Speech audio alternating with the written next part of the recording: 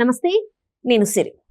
వైసీపీలో ఒక కీలక నేత ఫైర్ బ్రాండ్ అని చెప్పుకునే రోజా గారు ఇప్పుడు ఎక్కడ కూడా కనిపించట్లేదు. ఏ చిన్న విషయం జరిగినా కూడా నేనున్నానంటూ ప్రెస్ మీట్లు పెట్టే రోజా గారు అయితే ఇప్పుడు కనిపించట్లేదు.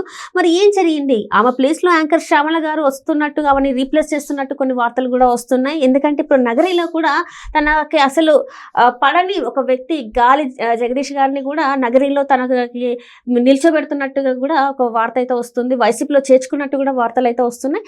మరి దీనికి సంబంధించి మరిన్ని విషయాలు మనకు తెలియజేయడానికి మనతో పాటు ఉన్నారు ప్రముఖ రాజకీయ విశ్లేషకులు అంకమరావు గారు. నమస్కారం సార్. నమస్తే అమ్మా. సార్, ఇప్పుడు చూస్తుంటే రోజా గారు అసలు పార్టీలో ఓడిపోయిన తర్వాత తను పెద్దగా బయటకు వచ్చి మాట్లాడింది అయితే ఏమీ లేదు. అండ్ ఇప్పుడు కూడా కొన్ని చాలా విషయాలు జరుగుతున్నా కూడా ఆ పార్టీలో కనిపించట్లేదు. ఎక్కువగా చూసుకున్నట్టయితే ఈ మధ్యకాలంలో యాంకర్ శ్యామల గారు అయితే కనవడం జరిగింది. ఏదైనా కూడా ఎవరు ఏ వ్యాఖ్యలు చేసినా కూడా ఆ పార్టీ నుంచి వెళ్ళి శ్యామల గారి వాయిస్ ఎక్కువ వినిపిస్తుంది. అంటే ఈమెని పొమ్మన లెక్క పోగబడుతున్నారా, లేకపోతే అలిగిందా, ఏంటి అంటారు సార్? ఇప్పుడు అక్కడ ఆమె నగరి నియోజకవర్గం నుంచి 2 పర్యాయాలు గెలిచింది, 2014, 2019. ఈరోజు అదే నగరి నియోజకవర్గంలో బలమైన నేతగా పేరున్నటువంటి ముద్దు కృష్ణమారెడ్డి గారి అబ్బాయి భానుప్రకాష్ మన గెలవటం కూడా జరిగింది. ఈ మీద గతంలో ఓడిపోయాడు, ఇప్పుడు గెలవటం కూడా జరిగింది. అతని తమ్ముడిని పార్టీలో తీసుకొచ్చే క్రమంలో కొంత మనస్తాపం చెందింది ఈ అమ్మాయి. అంటే సహజంగానే ఈ అమ్మాయి పోటీగా తీసుకున్నట్టే కదా, రోజాకి పోటీగా అతన్ని జగదీష్ని తీసుకున్నట్టే కదా.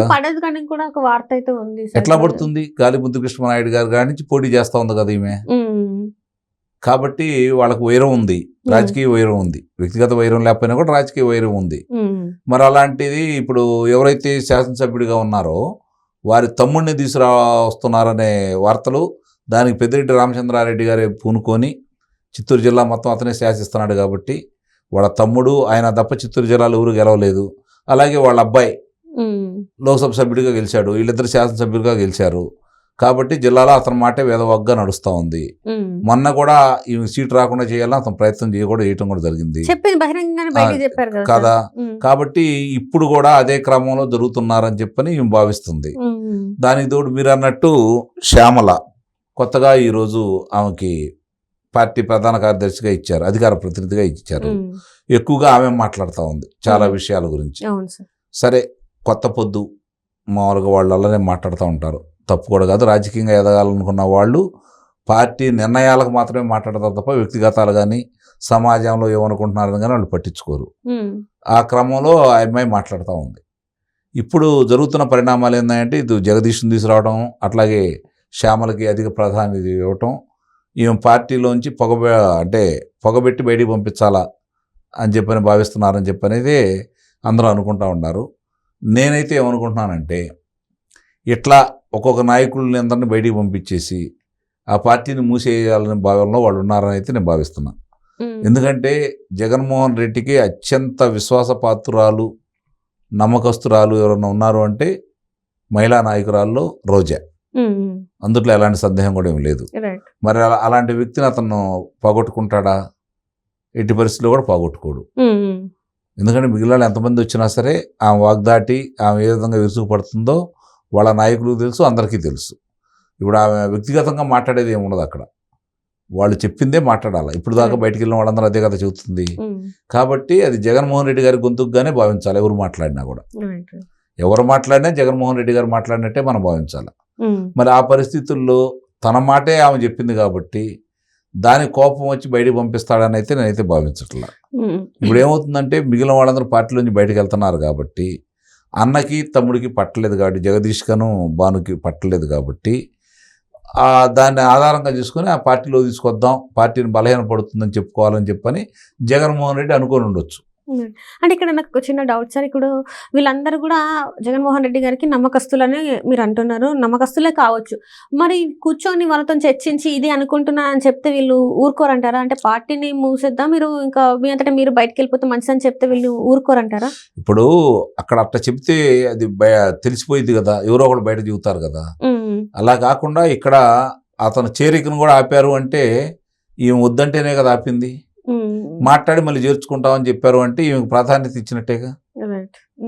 కాకపోతే ఏంటంటే అక్కడ పెద్దిరెడ్డి గట్టిగా పట్టుబడుతున్నాడు. జగన్మోహన్ రెడ్డికి పెద్దిరెడ్డి గారి మాట కాదనేంత ధైర్యం లేదు, మరి రోజాని వదులుకునేంత ధైర్యం లేదు. కాబట్టి మీమాంసలో ఉన్నాడు అతను. అందుకని ఈమెను ఒప్పించి నీకు వచ్చే సీటుకి నీకు ఇచ్చే సీట్ నీకే ఉంటుందలే, మరి ఏం హామీ ఇస్తాడో చూడాలి, ఒప్పించే తీసుకుంటారని భావిస్తున్నారు.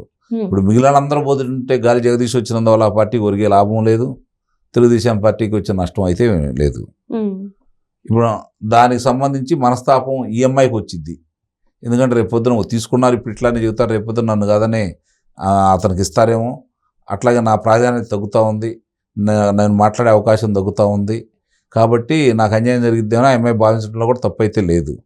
మరి దాన్ని ఏ విధంగా సర్ది చెప్పుకుంటారనే దాని గురించి అందరూ చర్చించుకుంటున్నారు. కానీ నేనైతే మాత్రం ఒక క్రమ పద్ధతిలో ఒక్కొక్క నాయకులందరినీ బయటికి పంపించేసి పార్టీని మూసేసే కార్యక్రమంలో ఉన్నారని అయితే నేను భావిస్తున్నాను. అంటే ఇక్కడ చూసినట్టయితే సార్, ఇప్పుడు గతంలో ఎవరైనా ఒక నాయకుడు, ఎవరైనా ఒక నేత ఎవరైనా మాట్లాడినా కూడా తక్కువ మనకు కనిపించేది, ప్రెస్ మీట్ వెంటనే పెట్టేది, అది ఎవరు మాట్లాడినా కూడా.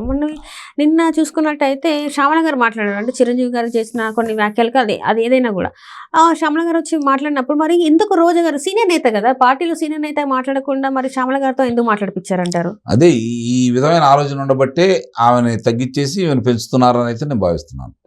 అంటే ఇక్కడ అంటే ఇప్పుడు ఏంటంటే ఆమెకు చెప్పకుండా ఇట్లా తక్కువ చేస్తూ ఉంటే వాళ్ళే ఏదో ఒక రోజు పార్టీని వెళ్ళిపోతారు కాబట్టి ఇట్లాంటి యాక్షన్స్ అన్ని చేస్తున్నారు అనుకోవచ్చు. తక్కువ చేద్దామన్న ఆలోచన ఉంటే ఆమె చెప్పకుండా చేయాలని జగదీష్ని పార్టీలో చేర్చుకునేవాళ్ళుగా. వాయిదా వేశారంటే ఈమెకి ప్రాధాన్యత ఇస్తున్నట్టు. దేనికోసం వాయిదా చేశారు సార్? ఇప్పుడు ఈమెకి ప్రాధాన్యత ఇస్తున్నట్టయితే మరి అసలు జగదీష్ని తీసుకోకుండా ఉండాలి, ఎందుకు మళ్ళీ చేరికని వాయిదా వేశారంటారు? నచ్చ చెప్పబోతున్నారేమో. ఇప్పుడు వాళ్ళు వస్తే పార్టీ బలోపేతమైంది, అతను సీట్ ఇవ్వము, నీకే సీట్ ఇస్తామని నచ్చ చెప్పబోతున్నారేమో. రేపొద్దున ఒకవేళ వాళ్ళు చేర్చుకున్న తర్వాత అదే కారణంతో నువ్వు పార్టీ నుంచి బయటికి వెళ్ళి పార్టీని మూసేస్తావని అప్పుడు చెబుతారేమో. చాలా అంశాలు పడి ఉంటాయి రాజకీయంలో. అంటే ఇక్కడ ఏ రకంగా చూసుకున్నా అంటే బయటకి ఎట్లా కనిపిస్తుంది అంటే రోజా గారిని తక్కువ చేస్తున్నారు, రోజా గారిని పొమ్మని లేక పోగబెడుతున్నారు, కావాలని వేరే వాళ్ళని తీసుకొస్తున్నారు, ఈమెను సైడ్ చేస్తున్నట్టుగా వస్తుంది, కానీ అందులో వాస్తవం లేదంటారు. నాకైతే లేదు, నేనైతే నమ్మట్లేదు, రోజాని నమ్మట్లేదు, ఆ పార్టీని నమ్మట్లేదు, జగన్మోహన్ రెడ్డిని అసలు అయితే నమ్మను. అందులో ఎలాంటి సందేహం. మరి జగన్మోహన్ రెడ్డి గారు 2.0 అంటున్నారు కదా సార్, మరి ఇప్పుడు 1.0లో 16 నెలలు కారాగారంలో ఉన్నారు.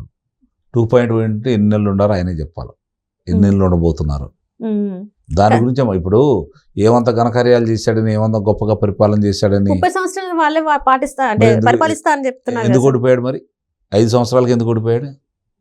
ఏ మాట అప్పుడు చెప్పాడు, 30 సంవత్సరాలు నేను ఉంటానని అప్పుడు చెప్పాడు. ఒకసారి అవకాశం ఏంటి, 30 సంవత్సరాలు నేనే పరిపాలన చేస్తా అన్నాడు.